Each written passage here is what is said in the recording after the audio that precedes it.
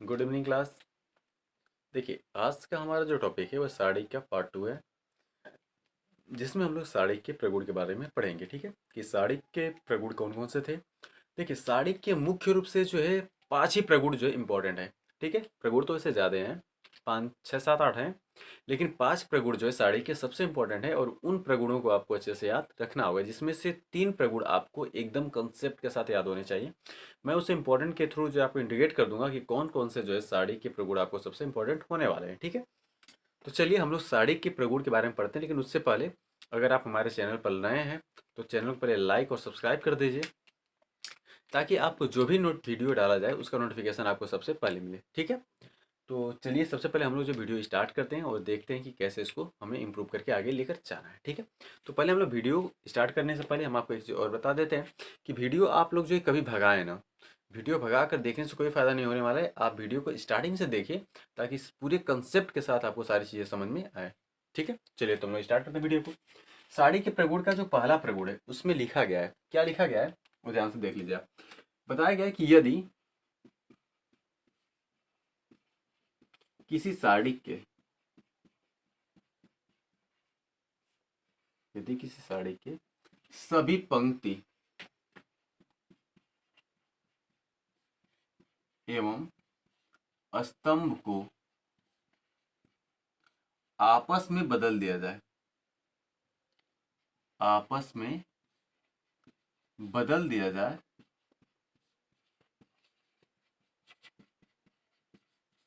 तो इससे साड़ी के मान में कोई परिवर्तन नहीं होता है। साड़ी के मान में कोई परिवर्तन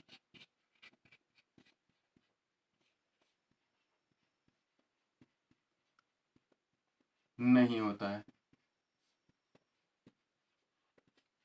कब लिखा गया है कि यदि किसी साड़ी के सभी पंक्ति एवं स्तंभों को आपस में बदल दिया जाए, मतलब सभी पंक्ति को आप स्तंभ बना दें या सभी स्तंभ को पंक्ति बना दें, तो इससे साड़ी के मान में कोई परिवर्तन नहीं होगा। जैसे कहा जा रहा है कि अगर कोई साड़ी हमें दिया गया, देखिए जैसे मान लीजिए हमें साड़ी दिया गया, जैसे मान लीजिए कि 2 3 4 8, ये हमारी साड़ी दी गई।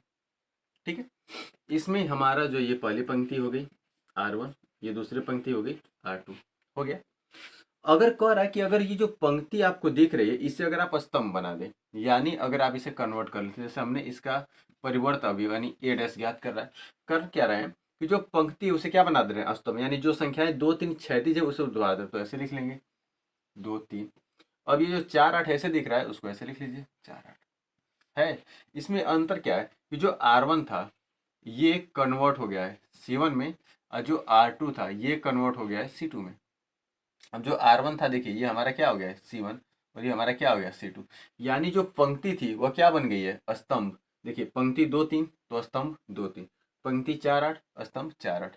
तो जो प्रॉपर्टीज है उसके अकॉर्डिंग होगा क्या कि अगर किसी साड़ी की सभी पंक्ति एवं स्तंभों को आपस में बदल दिया जाए तो इससे साड़ी के मान में कोई परिवर्तन नहीं होगा, यानी साड़ी का मान नहीं बदलेगा। तो इसे सॉल्व करते हैं हम लोग। तो अगर सोल्यूशन इसका हम फाइंड आउट करेंगे तो होगा क्या, ये हो जाएगा 2 इंटू, यहाँ पर क्या हो जाएगा 8, बीच में क्या होगा माइनस, ये हो जाएगा 3 इंटू, ये कितना हो जाएगा 4। भाई क्रॉस मल्टीप्लिकेशन करते हैं साड़ी में, इससे पिछले वीडियो में हम आपको साड़ी के मान ज्ञात करने के बारे में बता दिए हैं। अगर आप नहीं देखें तो उसे जाकर पहले देख लीजिए, फिर इसको आप देखिए। देखिए यहाँ से होता क्या है कि इन दोनों का क्रॉस मल्टीप्लिकेशन, यानी 8 का 2 में और 4 का 3 में, अब इसमें किसका चिन्ह होता है, हमेशा माइनस का चिन्ह होता है। अब मल्टीप्लाई करें तो 8 दूनी के 16, अब माइनस 4 3 12, अब 16 में से 12 अगर सब्सट्रैक्ट कर देंगे तो कितना हो जाएगा 4, यानी इस साड़ी का मान कितना आया हमारा 4 आ गया। अगर इसको अगर पंक्ति को स्तंभ बनाए हैं, अगर दोनों के मान बराबर आएंगे तो प्रॉपर्टी हमारी सही होगी कि यदि किसी साड़ी के सभी पंक्ति को स्तंभ बना दे दे तो उससे साड़ी के मान में कोई परिवर्तन नहीं होगा। तो इसका अगर मॉड एडस ज्ञात कर लेते हैं आप साड़ी का मान, तो होगा क्या, ये हो जाएगा 2 और गुणे कितना हो जाएगा 8, और माइनस ये हो जाएगा 4 और गुणे 3, 8 दूनी के कितना हो गया 16, और माइनस 4 3 12। अब 16 में से अगर 12 अगर हम घटा देते हैं तो मान कितना आ गया 4। देखिए इसका भी मान कितना आया 4, इसका भी मान कितना आ गया 4। अर्थात ये प्रॉपर्टी हमारी बिल्कुल सही है कि अगर किसी साड़ी के पंक्ति को स्तंभ बना दें या सभी स्तंभों को अगर पंक्ति बना देते हैं तो इससे सारणी के मान में कोई भी परिवर्तन नहीं होता है। ठीक है, तो ये प्रगुण नंबर फर्स्ट था। आप इसे देख लीजिए, हमने इक्वेशंस के थ्रू आपको समझा भी दिया है। आप उसे नोट करना चाहे तो नोट कर लीजिए। फिर हम प्रॉपर्टी नंबर 2 पर चलते हैं।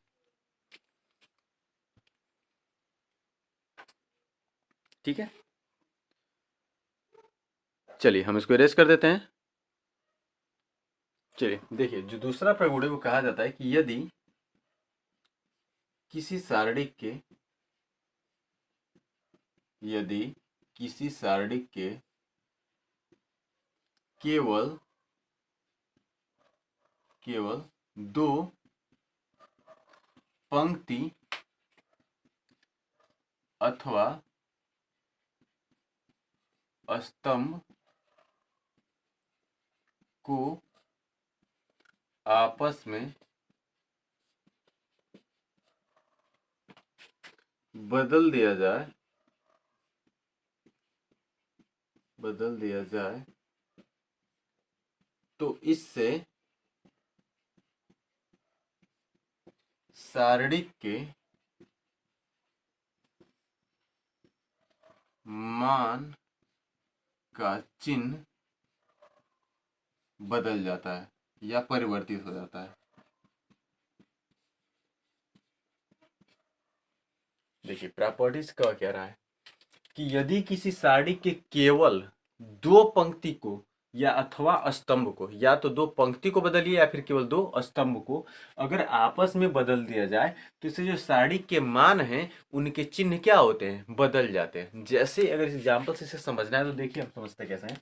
जैसे मान लीजिए कि क्वेश्चन यहाँ पर हम लेते हैं हम लोग समझने के लिए। जैसे कोई एक काव्य लिया गया, जैसे इस प्रकार से देखिए 2 3 4 5 6 7 3 2 1, ये हमें लिया गया है। अब ये देखिए, जैसे मैंने ए बराबर एक सारणी ले लिया, जैसे 2 3 4 5 6 7 3 2 2। अब कहा क्या गया है कि यदि किसी सारणी की केवल दो पंक्ति व स्तंभ को आपस में बदल दिया जाए, जैसे कि पहली पंक्ति R1, दूसरी है R2 और तीसरी क्या है R3 है। तीसरी क्या हो गई, R3 हो गई। तो अब इसके अनुसार अगर इसके दो पंक्तियों को बदल दिया जाए, हम करते क्या है कि जो R1 है उसे R3 की जगह कर देते हैं, या जो R3 उसे हम R1 की जगह। तो होगा क्या, देखिए जो R3 R1 होगा तो 3 2 2 और ये हो जाएगा 5 6 7 और ये हो जाएगा 2 3 और 4। हमें ये मिल गया। अब इसमें हमने क्या है कि जो R3 था उसे मैंने R1 की जगह रख लिया, जो R1 था उसे हमने R3 की जगह रख दिया। हमने R2 को नहीं बदला। देखिए R2 यहाँ पे है और R2 यहाँ भी है। हमने बस R1 R3 को आपस में क्या किया, बदल दिया, यानी दो पंक्तियों को आपस में क्या किया, हमने बदल दिया। तो जो कंडीशन जो प्रगुण है वो कह रहा है तो सारणी के चिन्ह के जो मान होंगे वो चिन्ह क्या होंगे, बदल जाएंगे। तो पहले सारणी के मान ज्ञात कर लेते हैं। इसका मान अगर हम फाइंड आउट करते हैं तो मान क्या हो जाएगा, देखिए mod A is equal to, आपको बताए थे कि जिस संख्या को लेते हैं उससे होकर जाने वाली पंक्ति और स्तंभों को छोड़ देते हैं। तो ये पंक्ति और ये स्तंभ, तो बचा क्या 6 7 और ये हो गया 2 और 2। अब देखिए ध्यान से, बीच में क्या होगा माइनस, भाई पहला साइन प्लस में दूसरा क्या होगा माइनस, तो ये क्या हो जाएगा -3। अब इससे होकर जाने वाली पंक्ति स्तंभ को अगर छोड़ दें तो 5 7 3 2, तो 5 7 3 और 2 हो गया। लास्ट में फिर देखिए माइनस, तो फिर क्या लेंगे प्लस, तो प्लस क्या हो गया 4। जैसे ही हमने 4 ले लिया तब ये स्तंभ ये छूट गया तो बचा 5 6 3 2, तो ये हो गया 5 6 और ये हो गया 3 2। अब अगर इसे सॉल्व करना है तो ये होगा क्या, देखिए 2 और यहाँ देखिए 6 इंटू 2 यानी 6 दूनी के 12 और माइनस 7 दूनी के 14 -3, देखिए 5 दूनी के 10 और -7 3 के 21 और प्लस 4, देखिए 5 दूनी के 10 और -6 3 18। अब इससे अगर आप सॉल्व कर लोगे तो देखिए ये 2 हो गया, 14 में से 12 गया -2, -3 21 में से 10 गया -11 और प्लस 4 गुड़े -8, भाई 18 में से 10 गया -8, 2 दूनी के -4 और प्लस 11 तियाँ 33 और 8 चौको 32, 32 और 4 कितना हो गया -36 और प्लस 33। अब 36 में से 33 सब्सट्रैक्ट कर देंगे तो कितना आ गया -3। कितना आया इसका मान -3 आया। अब अगर इसमें जो दो पंक्तियां थी आपस में बदले हैं तो अगर प्रगुण कह रहा है कि चिन्ह बदल जाते हैं तो इसका मान -3 है तो इसका क्या होना चाहिए +3। अगर +3 आएगा तो कहेंगे प्रगुण सही है, अगर नहीं आएगा तो कहेंगे प्रगुण हमारा गलत है।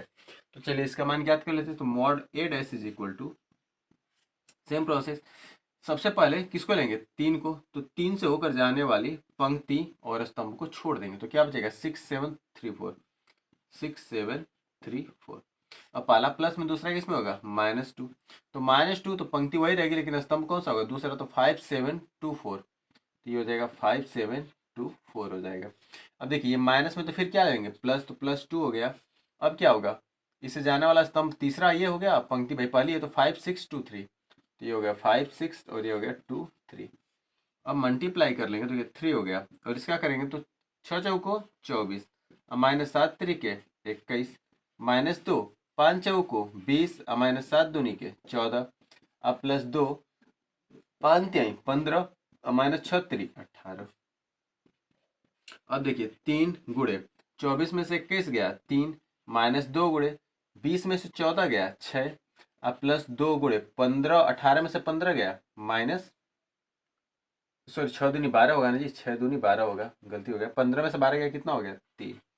अब अगर गुणा आप कर लेंगे तो 3 तिली के 9, -6 दूनी 12, अब +3 दूनी के 6, 9 और 6 मिलकर कितना हो जाएगा 15, अब 15 -12, अब 15 में से 12 गया तो कितना आ गया 3, इसका मान 3 और इसका मान -3। देखिए दोनों के आंसर तो बिल्कुल सेम है लेकिन दोनों का चिन्ह क्या है अलग है, ये माइनस में और ये किस में है प्लस में, यानी प्रगुण नंबर 2 भी हमारा बिल्कुल सत्य है कि यदि किसी साड़ी के केवल 2 पंक्ति अथवा स्तंभ को आपस में बदला जाता है तो इससे साड़ी का जो मान होता है उनके चिन्ह क्या होते हैं बदल जाते हैं, एक प्लस तो एक किसमें आ जाएगा माइनस में। तो ये आपका प्रगुण नंबर 2 हो गया, इसे आप जो है नोट कर लीजिए।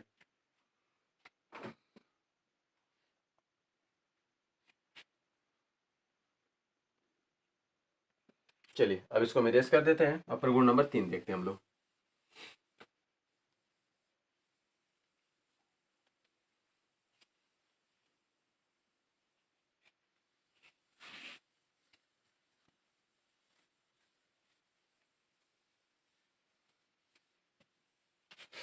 प्रगुण नंबर तीसरा कहा जाता है, ध्यान दीजिएगा, यदि किसी सारणी के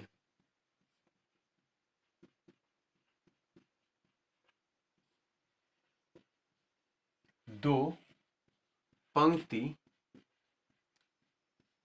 अथवा स्तंभ आपस में समान हो,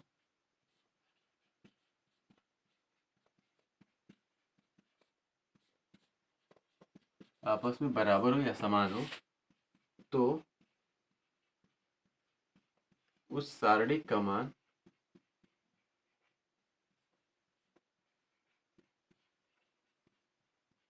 शून्य होगा।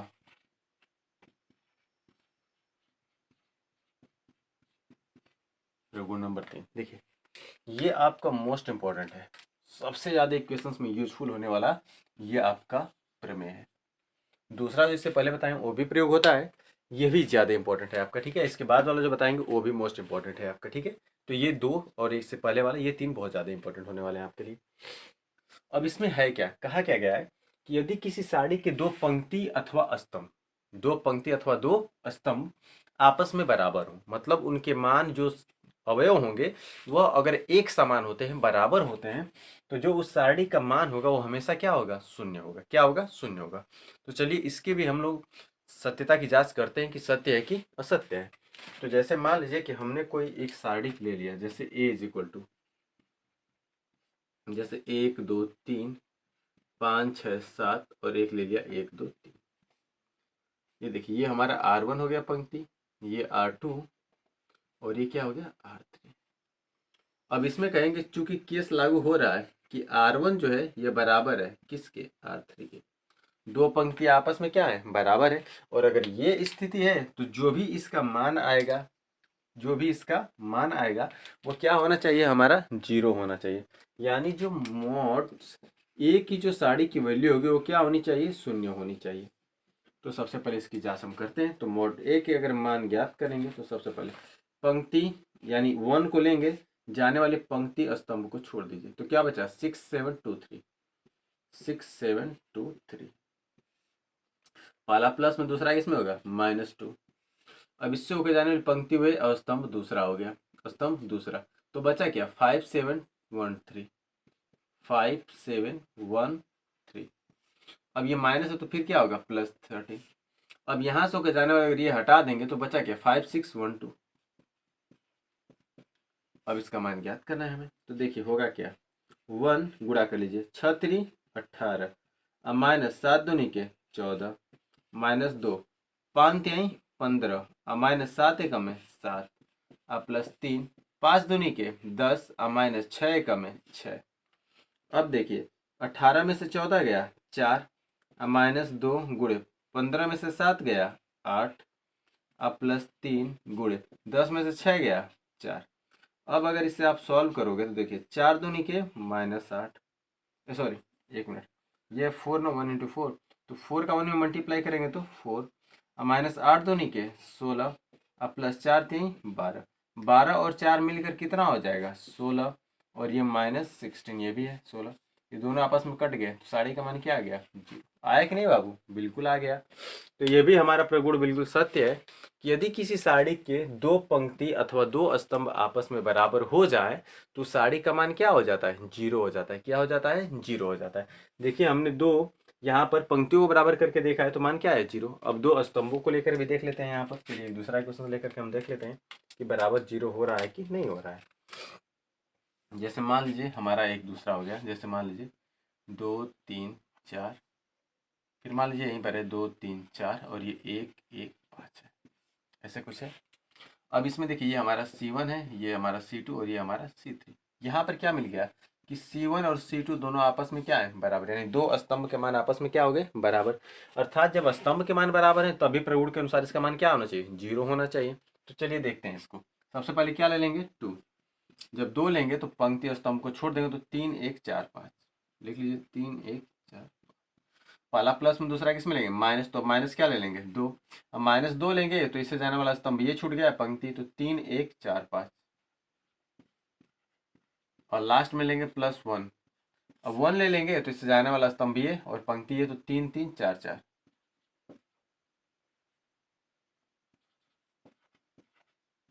अब देख लीजिए इसको सॉल्व करेंगे तो ये हो जाएगा 2 5 3 15, -4 कम है 4, -2 5 3 15, -4 कम है 4, अब +1 4 3 12, 4 3 12। देखिए 2 गुणे 15 में से 4 गया 11, -2 गुणे 15 में से 4 गया 11, अब +1 गुणे 12 12 कट कर 0, 11 दूनी 22, ये भी -22, अब 22 से 22 कट गया तो मान क्या हो गया, 0। हुआ कि नहीं बाबू। तो ये बिल्कुल सत्य है कि अगर किसी भी साड़ी के दो पंक्ति अथवा दो स्तंभ आपस में बराबर होते हैं तो साड़ी का मान क्या हो जाता है, जीरो हो जाता है। प्रगुण हमने सत्यापित कर लिया, आप इसे नोट कर लीजिए।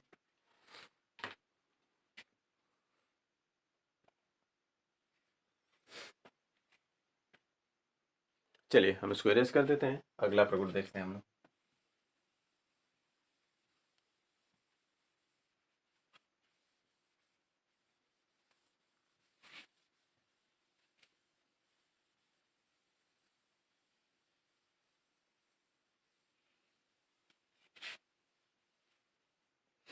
अब नेक्स्ट प्रगुण ये है कि यदि किसी साड़ी के, तीसरा चौथा देखिए, प्रगुण कह रहा है कि यदि किसी साड़ी के, यदि किसी साड़ी के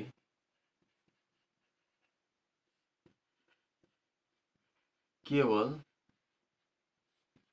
एक पंक्ति अथवा स्तंभ में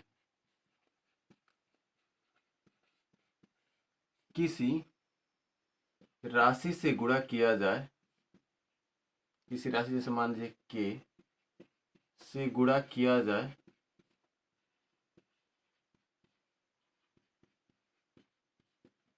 तो सारणी का मान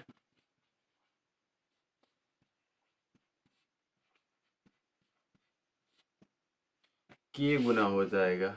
मतलब जिस राशि से गुणा करेंगे उतने गुना हो जाएगा।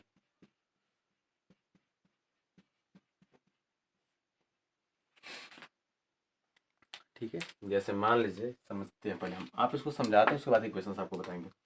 जैसे कोई एक साड़ी दिया गया है, A B C, A1 A2 A3, B1 B2 B3, C1 C2, ये हमें कोई साड़ी दी गई है। अगर कह क्या रहा है कि किसी एक पंक्ति में अगर किसी एक संख्या से गुणा कर दिया जाए, यानी के का गुणा हम कर लेते हैं, जैसे के A1 के A2 के A3, या पंक्ति में या फिर स्तंभ में, और ये B1 B2 B3 C1 C2 C3। मान लीजिए कि इसका जो मान था, ठीक है, इसका जो मान आया था, इसका जो मान है, अगर वो मान लीजिए कि डेल आ गया, कितना आया था डेल, आपका मान डेल, तो इसका अब मान कितना आ जाएगा, के इंटू डेल आएगा। क्योंकि जो भी मान आएगा उसमें जो राशि का गुणा आप किए हैं उसका उसके पूरे मान में क्या हो जाता है, गुणा हो जाता है। क्या हो जाता है, गुणा हो जाता है। अगर इसे आप इक्वेशन से अगर समझें तो देखिए कैसे होगा। पहले प्रगुण आप ध्यान से देख लीजिए एक बार, उसके बाद फिर मिटाकर हम इक्वेशन समझाते हैं आपको।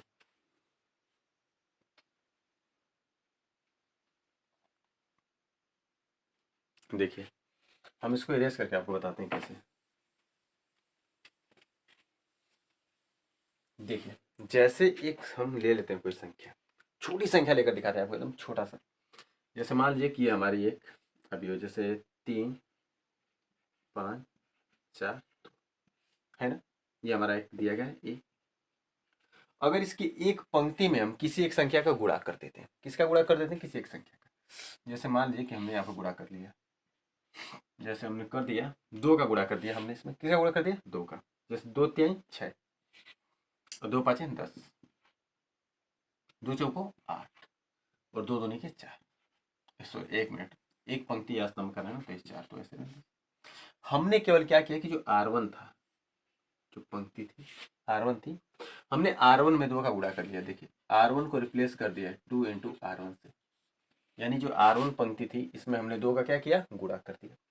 अब कह रहा है कि जो इसका मान आएगा, अगर हमने 2 का गुणा किया है तो इसका जो मान आएगा वो इसका दोगुना आएगा। 3 का गुणा करेंगे तो 3 गुना, 4 का गुणा करेंगे तो 4 गुना, 5 का गुणा तो 5 गुना, 6 का गुणा तो 6 गुना, के का तो के गुना हो जाएगा। ठीक है, तो पहले निकाल कर देख लेते हैं इसका मान आ रहा है कि नहीं आ रहा है। तो इसका अगर मान आप ज्ञात करोगे तो मान होगा क्या, देखिए इसका गुणा करोगे तो 3 गुणे 2 माइनस 5 गुणे 4, 3 दूनी के 6 और 5 चौको 20, घटा लेंगे तो -14। ये इसका आंसर आ गया, आया। अब कह रहा है कि अगर इसमें हमने 2 का गुणा किया है, पंक्ति 1 में यानी पहली पंक्ति में 2 का गुणा किए हैं, तो इसका 14 है, तो इसका दोगुना यानी -28 होना चाहिए। तो सॉल्व करके देख लीजिए, इसका गुणा करेंगे तो 6 गुणे 2 और -10 गुणे 4। अगर इसको आप ज्ञात करोगे तो 6 दूनी के 12 और ये -10 चौको 40। अब 12 में से 40 अगर आप घटा लोगे तो कितना हो जाएगा, 10 में से 2 गया 8, 3 से गया तो -28। देखिए ये मान 14 है, इस 28 को क्या लिख लेंगे, 2 गुणे -14। देखिए पहला जो हमारी साड़ी थी उसका अगर पंक्ति 1 में 2 का गुणा किए तो दोगुना आया कि नहीं, आया है। तो बिल्कुल सही है कि यदि किसी साड़ी के केवल एक पंक्ति अथवा एक स्तंभ में किसी राशि से अगर गुणा किया जाए तो साड़ी का मान भी जो है उतने गुना हो जाता है। ठीक है, तो ये आपको कंसेप्ट है और ये आपको बताया गया, ध्यान से देख लीजिए।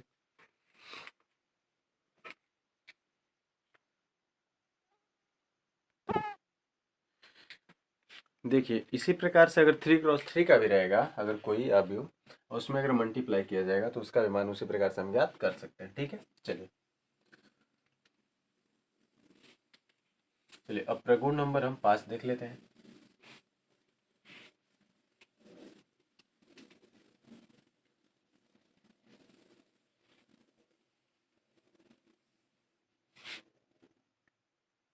देखिए इसी का एक इक्वेशन हम आपको बताते हैं कि अगर कोई आपको संख्या दी जाए, कोई अगर अवयव दिया जाए और उसे किसी अवयव के एक पंक्ति से अगर एक समान राशि अगर कॉमन मिलती है तो हम उसे उस सारणिक से कॉमन कर सकते हैं। ठीक है, सॉरी अवयव नहीं, सारणिक से। जैसे मान लीजिए कि एक हम आपको एग्जांपल समझाते हैं, ध्यान से देखिए। जैसे एक कोई संख्या दी जाए, जैसे मान लीजिएगा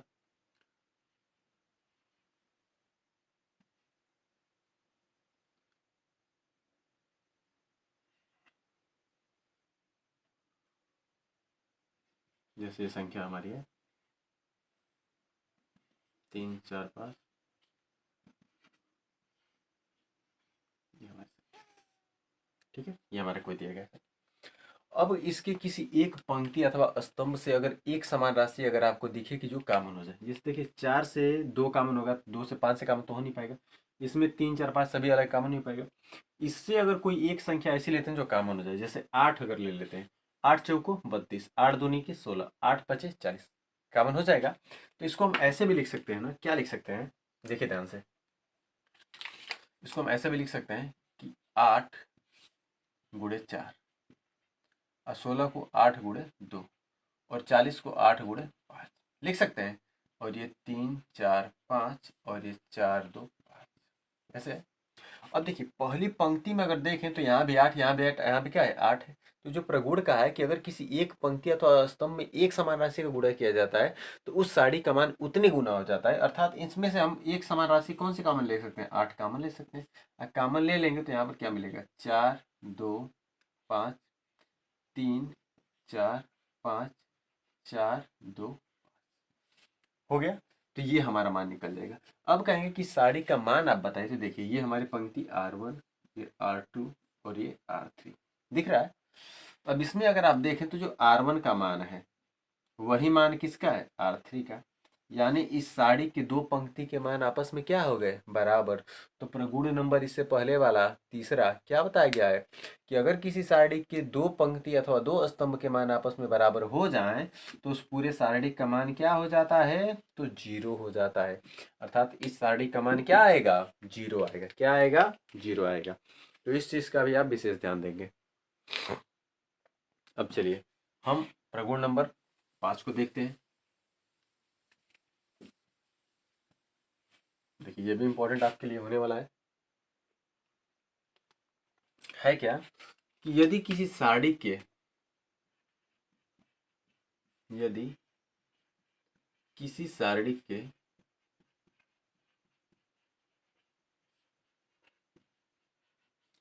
प्रति एक इस साड़ी की पंक्ति अथवा स्तंभ के अवयव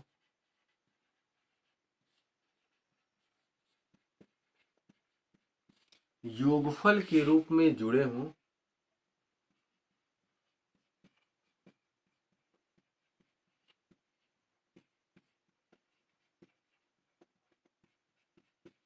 तो उस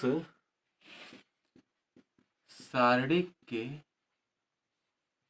विस्तार करके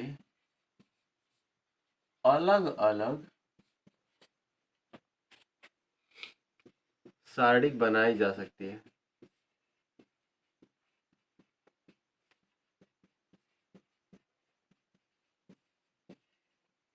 ठीक है। देखिए कुछ अलग प्रकार से भी आपको जो है इसी प्रगुण नंबर जो है किताबों में लिखने को देखने को मिल जाएगा, लेकिन अब आपको समझने के लिए इसको जो है अलग भाषा में लिख रहे हैं। आपको समझ में आ रही बात। कहने का मतलब ये है कि अगर कोई साड़ी के ऐसा मिले जिसे पंक्ति अथवा स्तंभ के जो अवयव हों वो योगफल के रूप में जुड़े हुए हों, तो उस साड़ी के विस्तार करके हम अलग अलग साड़ी जो है बना सकते हैं उसको। ठीक है। जैसे मान लीजिए कि एक एलिमेंट समझ लेते हैं। देखिए ध्यान से, जैसे अगर कह दिया जाए कि एक हमारी साड़ी दी गई है, ध्यान समझिएगा। जैसे ये है A plus B C plus D और ये है E प्लस F, ऐसे लिया गया है। ये एलिमेंट्स आपका है B C E, क्या है B C E, और ये है आपका B D F, ऐसे करके आपको मान दिए गए। ये A C है, ये हमें कोई एक साड़ी दी गई है। अब इसके अगर एक स्तंभ की बात अगर हम कर रहे हैं तो इसका स्तंभ नंबर जो C1 पहला है, इसके जो प्रत्येक एलिमेंट है अवयव है वो एक योगफल के रूप में है कि नहीं, यानी A plus B C plus D E plus F है कि नहीं। कितने अवयव योगफल के रूप में जुड़े हुए हैं, तो एक ही पंक्ति के केवल एक अवयव जुड़े हुए हैं, यानी जब दो अवयव जुड़े हैं तो इनके विस्तार करके कितनी सारणिक बनेगी? दो। अगर यहाँ भी दो जुड़े होते तो दो इसका दो इसका मिलकर विस्तार कितना होता? चार। और दो यहाँ भी जुड़ जाता तो चार दो मिलकर कितना होता? छः। तो विस्तार की सारणी कितनी निकलती? छः। तो ये डिपेंड करता है कि प्रत्येक स्तंभ अथवा पंक्ति से कितने एलिमेंट्स जुड़े हुए हैं। तो अब इसका विस्तार अगर आपको करना है तो पहली सारणी हमारी क्या बनेगी? पहले तो भाई देखिए एक एक एलिमेंट ले लेते तो ए सी और क्या मिल जाएगा? ई मिल जाएगा। और दूसरा हमारा जो ये देखिए ये तो किसी योगफल अंतर के रूप में है नहीं हमारे, तो ये जैसे एलिमेंट है वैसे लिख लीजिए। तो ये भी हो जाएगा ए सी ई और ये हो जाएगा बी डी एफ। अब यहाँ पर बीच में किसका चिन्ह था? प्लस का, तो यहाँ पर क्या लगा देंगे? प्लस। हमने पहले एलिमेंट्स को ले लिया है ना, तो पहले एलिमेंट्स को छोड़ देंगे और दूसरे एलिमेंट्स को लेंगे तो क्या मिलेगा? B D F. क्या मिल जाएगा? B D F. और उसके बाद ये जो है योगफल अंतर के रूप में है नहीं, तो इसको ऐसे लिख लेंगे ए सी ई और बी डी। तो हमने इस साड़ी का विस्तार करके ऐसे मैंने दो साड़ी का निर्माण कर लिया। ये कब संभव है? जब दिए गए किसी साड़ी के प्रत्येक पंक्ति अथवा स्तंभ के अवयव किस रूप में दिए गए हों? योगफल के रूप में दिए गए हों, तो अभी इसका विस्तार करना संभव है। अगर योगफल के रूप में नहीं होंगे तो हम उस साड़ी का विस्तार नहीं करेंगे। ठीक है, तो ये प्रगुण नंबर 5 था जो सबसे इंपॉर्टेंट था। और अब आपके जो साड़ी के प्रगुण खत्म हो गए। इतने प्रगुण अगर आपको लर्न है, कंसेप्ट पता है कैसे क्या करना है, तो आप एक्सरसाइज 4.2 को आसानी से लगा सकते हैं। जब भी क्वेश्चन में कहेगा कि बिना विस्तार किए साड़ी का मान ज्ञात करिए प्रगुण के आधार पर, तो आपको इन्हीं प्रगुणों का प्रयोग करके उसका मान ज्ञात करना है। और सबसे ज्यादा जो प्रगुण यूज होगा वो है प्रगुण नंबर 3 कि यदि किसी साड़ी के दो पंक्ति अथवा दो स्तंभ आपस में बराबर हो तो साड़ी का मान क्या हो जाता है? शून्य हो जाता है। क्या हो जाता है मुन्ना? शून्य हो जाता है। इसी प्रकार से आप जो किसी भी साड़ी के मान ज्ञात करने होंगे प्रगुण का प्रयोग करना है तो इन्हीं पांचों का प्रयोग करना है। आप इन प्रगुणों को अच्छे से पढ़िए और अच्छे से पढ़ करके 4.2 के एक्सरसाइज को आप सॉल्व करिएगा। अगर कोई डाउट्स रह जाएगा, अगर क्वेश्चन सॉल्व नहीं हो पाएगा तो फिर हम एक अगले नेक्स्ट वीडियो में आपको डाउट्स जो है क्लियर करके बता देंगे। ठीक है, चलिए ऑल द बेस्ट। तो अपनी स्टडी कंटिन्यू रखिए। Good luck.